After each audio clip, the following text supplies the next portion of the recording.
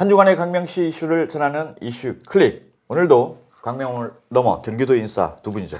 뭐 여전히 꽃다운 미모를 간직하고 계시는 두 분 모셨습니다. 인사 부탁드립니다. 반갑습니다. 광명시가 거의 뭐 상점벽해라고 하죠, 그죠? 구도심이 신축 아파트로 다 지금 바뀌고 있어요. 8, 9단지, 그 다음에 10, 11단지, 1, 2, 4 구역. 6월 말을 필두로 입주가 시작이 되고, 네. 그 한주공 12개 단지, 철산 12, 13단지, 우성 아파트, 그리고 광명 7동 강문마을, 그리고 지금 오늘 이제 얘기를 주제가 되는 공공재개발, 네. 그리고 뱀수연서마을 관련. 지금 뭐 광명시가 거의 공사판이죠, 공사판. 네. 자, 그러면 오늘은 수많은 그 재개발, 재건축 현장 중에서 공공재개발 세개 지역과 뱀수연서마을 관련된 얘기를 한번 나눠보도록 하겠습니다. 먼저 공공재개발 세개 지역의 진행 상황이 어떻게 되나요? 그러니까 21년도에 네. 한단독필지하고 네네. 광명 3구역, 7구역이 네. 3080 민간제한 통합 공모 그 신청을 해서 세 군데가 공공재개발 대상지로 네네. 선정이 됐죠. 네네. 진행된 내용은 하안 단독필지 같은 경우에는 정비구역 지정을 위한 그 동의서가 50%가 안 되기 때문에 딜레이되고 있는 상황이고. 주민 동의율이 낮다. 네네, 주민 동의율이 낮죠. 네네. 7구역은 66.7%가 오버가 됐기 때문에 주민 대표회의 구성을 위한 그 신청이 지금 들어가 있고요. 네네네. 3구역 같은 경우에는 지금 정비구역 지정을 위한 동의서가 한 6, 7% 정도 나온다고 해서 조금 더 기간이 있어야 될 것 같아요. 네네. 그렇게 진행되고 있죠. 그 사실 재개발이라고 하는 게 상당히 공공성을 띠고 있지 않습니까? 개인의 어떤 세상 가치를 높여주는 게 문제가 아니라 부족한 생활이 인프라나 주거 환경을 개선하는 공공의 성격을 띠고 있기 때문에 방향성 자체는 주민을 위한 그렇죠. 예. 방향으로 가야 될 것 같은데 주민 간의 그렇죠. 그 대립과 반목이 심해지기 때문에 이 문제를 한번 조금 저희가 들여다보는 건데 상구역에 대한 얘기를 한번 먼저 시작을 한번 해볼까요? 상구역은 공공재개발로 지금 우선 네네. 진행이 되고 있고 네. 올 11월 7일까지 동해수 진구 기간을 정해놓고 네. 근데 그 이후에 다시 한번 논의해보자 네. 라고 시에서 이렇게 제안을 했는데 네. 민간 쪽에서는 11월 7일까지 동의서가 3분의 2 이상을 받지 못하면 민간으로 전환된다 이런 주장을 하고 있어요. 사실관계가 어떤가요?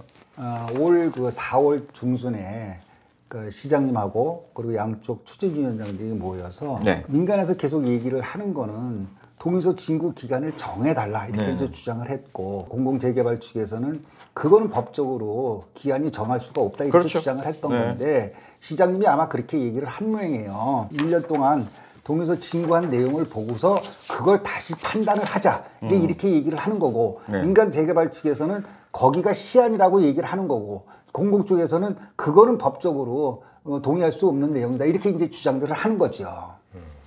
그러니까 지금 저희가 받은 자료가 있죠. 네네, 그 있죠. 받았는데 보면 주거 및 도시환경정비법에 공공재개발 관련돼서 뭐 진구 기한이 정해져 있냐라는 이 민원 내용을 시에다가 그 문의를 했더니 답변이 동의서 진구는 법적 근거가 없어 시에서 결정할 수 없으나 양측의 첨예한 갈등으로 인해 진구 개시일로부터 1년이 되는 올해 11월 7일까지 동의율 66.7%가 충족되지 않을 시 그에 따른 대책을 강구할 예정이나 동의서 진구 기간이 정해진 사항은 아니다. 이렇게 이제 얘기를 한 거죠. 제가 봤을 때 이건 너무나 무책임한 답변 같아요. 아니 11월 7일까지 기한을 정해놨는데 그 이후에는 새로운 대책을 강구를 하는데 그럼에도 불구하고 진구 기간이 정해진 건 아니다. 네. 좀 애매하긴 한데 이게 이제 결국은 동의서 진구 기간이라고 하는 건 LH하고 3구역 공공재개발 측에 그쪽이 결정을 하기 전까지는 시에서 할 수 있는 방법이 없어요. 그럼 이제 민간 재개발 측에서 주장하는 내용은 11월 7일까지 공공에서 3분의 2 동의율을 충족을 시키지 못하면 민간 재개발로 전환된다라고 하는 거는 사실이 아닌가요? 그거는 법적으로는 그게 되는 게 아니죠. 그죠. 그 근거가 없는 거죠. 근거는 없는 거죠. 민간 재개발 쪽에서는 대책을 강구하겠다라고 하니까 해석을 그렇게 한 거고 예. 공공에서는 무슨 소리 하는 거냐 법적으로 그렇죠. 기한이 정해져 있지 않은데 왜 니네 마음대로 해석을 하냐라고 하는 부분인데 이걸 좀 시에서 좀 더 명확하게 정리를 좀 해줬으면 좋겠어요. 그렇죠. 지금 저 가장 그 3구역이 또 핵심이 뭐냐면 좀 정확히 공공재개발과 민간재개발에 대해서 좀 명명을 해줄 필요가 있어요.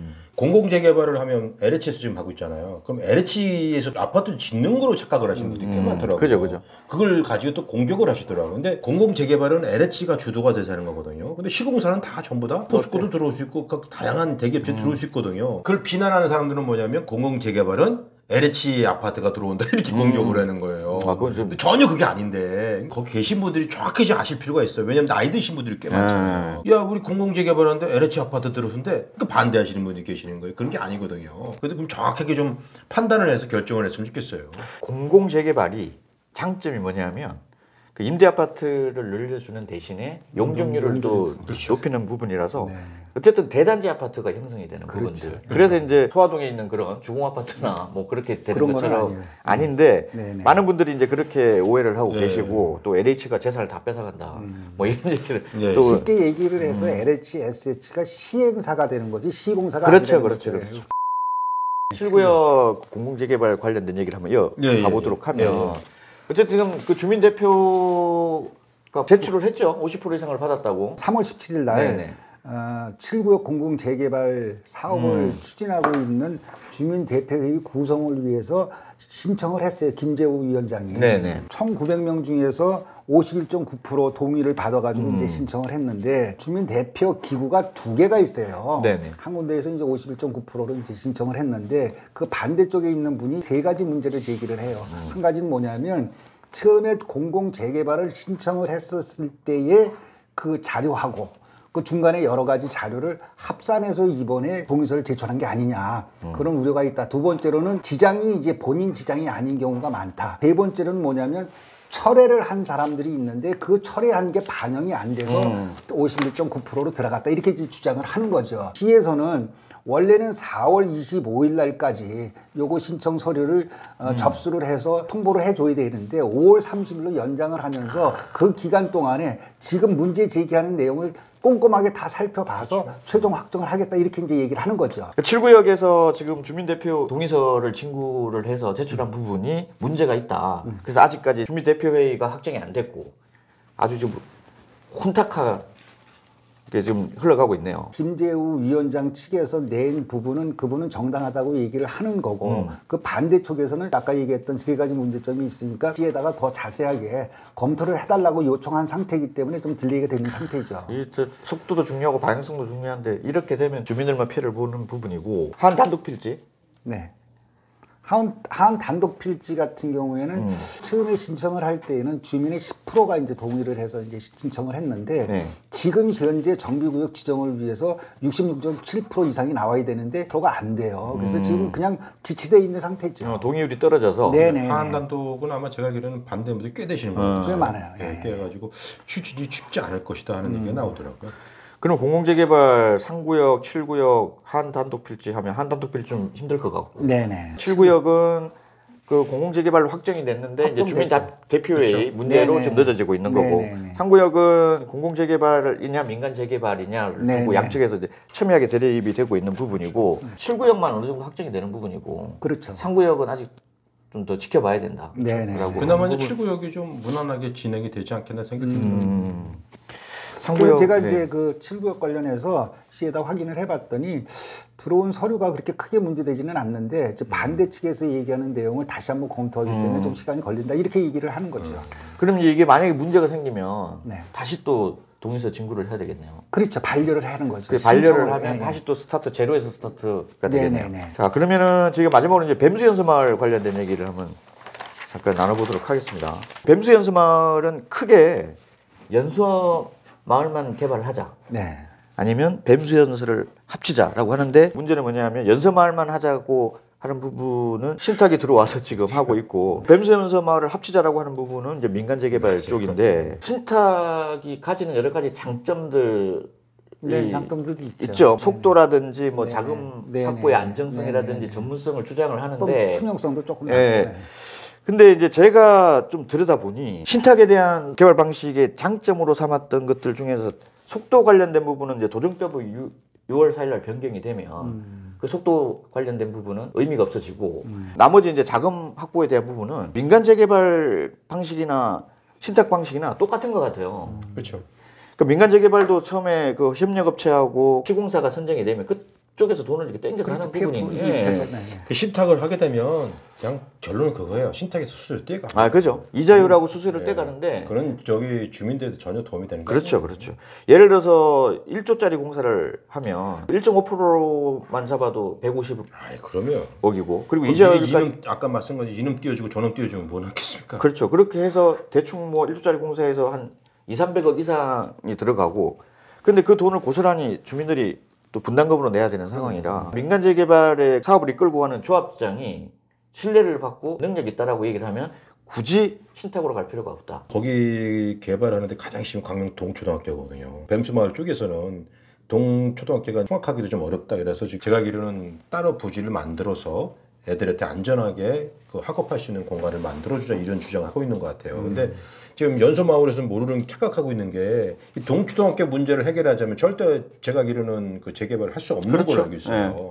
그 왜냐하면 학생들의 안전 문제도 거론이 되고, 그러니까 이건 좀 주민들이 좀 이런 여러 가지 부분을 따져보고 하시는 게 좋을 것 같아요. 그거 괜히 이 좁은 동네에서 뭐 연서마을 따로, 뱀수마을 따로 하는 모습도 제가 왜냐면 이 뱀수 연수마을은 제가 터널부터 계속 기사를 썼는데 원래 연서마을에 재개발 얘기가 없었었어요. 그렇죠. 제가 모두에서 말씀드렸지만 이 재개발은 사실 공공성을 띠고 있는 그렇죠. 부분이라 그렇죠. 특정 어떤 개인에서 그 이익을 극대화하는 그런 방향으로 흘러가서는 안 되거든요. 그렇죠. 광명시의 재개발 담당 부서가 균형개발과. 균형개발과지 않습니까? 저는 뱀수연서가 통합으로 개발되는 방식이 맞다라고 맞죠. 보고 반대하는 쪽에서는 뭐 학교 이전이 불가능하다, 동초 이전이 불가능하다는 얘기부터 시작을 해서 동초를 또 이전하면 비용이 너무 많이 든다. 근데 그런 부분은 세대수가 연서마을로 하면은 900세대밖에 안 되는데 뱀수 연서를 통합했을 때는 거의 뭐 2,000세대 가까이 나오기 때문에 저는 학교 사업성이 훨씬 높죠. 그리고 이제 그 학교 자체가 중학생을 위해서 지어진 학교지 않습니까? 그렇죠. 처음부터 노후화된 부분들이 있기 때문에 중앙에 있는 그 본관은 리모델링이 안 된다고 하더라고요. 건드리면 바로 이제 위험하기 때문에 그래서 어쨌든 학교가 이전이 돼야 되고 900세대보다는 2,000세대가 훨씬 더 대단지가 주는 그 아파트의 메리트가 많거든요. 또 향후에 900세대보다는 2,000세대가 재산 가치가 훨씬 높다. 재개발 재건축을 떠나서 뱀수마을 제껴놓으면 그 동네가 완전히 이상한 동네가 되고요. 그럼요. 상생을 한다는 마음을 갖고 어떻게 보면 좀 재개발을 잘 할 것인가 이런 고민을 해야지. 이거 뭐 죄송하지만 브로커들이 끼어가지고 이상하게 싸움질만 나오고 서로 그냥 네 편 내 편 나눠서 이렇게 해보니까 좀 안타깝죠. 제가 봤을 때. 재개발 재건축의 가장 큰 문제가 뭐냐면 지역에 대한 이해도가 떨어지는 분들이 외부에서 들어와서 맞아요. 예. 주민 갈등을 네, 주민 갈등을 유발하고 이익을 좀 극대화하는 방향성을 잡고 있는데 강문 마을도 마찬가지고 뱀수연서도 마찬가지고 어디서 진짜 듣도 못한 업자들이 들어와가지고 지역을 이렇게 갈라치게 하고 갈등 유발 이런 부분들은 시에서 좀 명확하게 방향성을 좀 잡아줬으면 좋겠다. 진짜 아까 말씀드린 것처럼 진짜 연수마을만 하면 뱀수마을이 정말 이상하게 변해요. 그렇죠. 그건 뭐 마을하고 이거는 정말 희한하게 변해버린다. 그러니까 시에서도 아마 바라지는 않을 거예요. 그게. 쪽방촌이 되는 거죠. 쪽방촌이 되는 거죠. 시에서 버린 동네가 되는 거죠. 버림받은 동네. 시청 바로 옆에 동네에 그런 동네가 남아 있다는 거는 정말 이거는 문제가 있거든요. 그렇죠. 아마 그래서 시 공무원들이 전체적으로 개발하는 걸 원하는 거 있는 걸 알고 있어요. 차라리 그렇게 개발하기 싫으면 뱀수마을을 다 그거 해서 다 공원으로 만들든지 차라리. 아니 주거비 보상해주고 공원으로 만들든지 아니 뭐 그러면 뭐 좋죠. 네. 아니 왜냐하면 말씀하신 대로 주변이 사방이 다 아파트 단지인데 재개발이 돼서 30층, 40층 건물이 들어서 있는데 그 단독주택, 낡은 단독주택이 한 200세대가 있다고 하면 이거는 완전 슬럼하죠. 그러니까 연서마을만 하자고 들어온 그 신탁 회사도 좀 제정신인가 싶어요, 진짜. 그렇죠. 이게 가능한 소리를 해야지. 저희가 지금 재개발 얘기를 한번 다뤄봤는데 다음에는 나머지 지역에 대해서도 한번 다뤄보도록 하고요. 결론적으로 이제 공공재개발 지역은 주민들이 잘 화합을 해서 그런 방향성으로 갔으면 좋겠다는 생각이 듭니다. 자, 오늘도 시청해주셔서 감사합니다.